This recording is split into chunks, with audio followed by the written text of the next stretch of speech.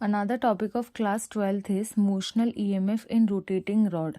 अगर हम motional EMF निकालना चाहें किसी भी rod का जो कैसी है rotating है in a magnetic field. For example, let us consider a uniform magnetic field which is perpendicular to the plane. अब परपेंडिकुलर है इसीलिए हमने क्रॉस लगाया है, तो हम यहाँ पे एक रॉड मान लेते हैं इनिशियली ऑफ लेंथ एल और वो किसी v वेलोसिटी से मूव कर रही है।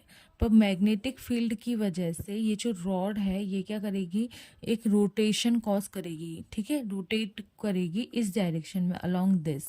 सो अगर हम इसको स्पेसिफाई करें तो ये एज अ सर्कल कंप्लीट करेगी। इनिशियली इसका वेलोसिटी 0 है, बाद में मूव करेगी with a velocity v in a form of a circular loop.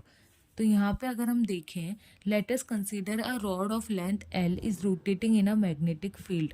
तो हम यहाँ पे जानते हैं कि जो इंड्यूस्ड ईएमएफ है जिसका फॉर्मूला हमने पहले डराइव कर रखा है, तो induced EMF E equals to B magnetic field length into velocity, और हम यहाँ जो लेंगे वो एवरेज वेलोसिटी लेंगे। तो एवरेज वेलोसिटी का फॉर्मूला होता है initial velocity plus final velocity divided by 2। यहाँ पे इनिशियली हम जो रॉड है उसका वेलोसिटी ले रहे हैं 0, तो 0 plus velocity v upon 2 and यहाँ से हमको मिलेगा v/2।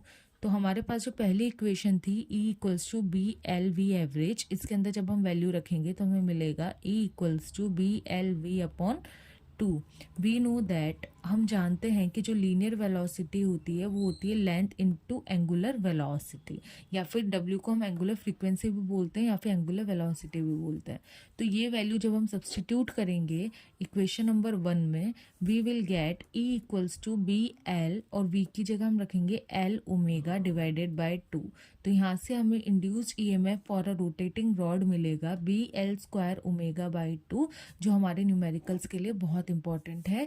यहाँ से हम देखते हैं कि जो हमारे पास एंगुलर वेलोसिटी एंगुलर फ्रीक्वेंसी है उसको अपन 2 पाई न्यू भी लिख सकते हैं, और न्यू यानी फ्रीक्वेंसी का फॉर्मूला होता है 1 अपॉन टाइम पीरियड, और ओमेगा को हम लिख सकते हैं 2 पाई बाई टी। तो हम इस ओमेगा को उस तरीके से भी चेंज कर सकते हैं अकॉर्डिंग टू द सिचुएशन।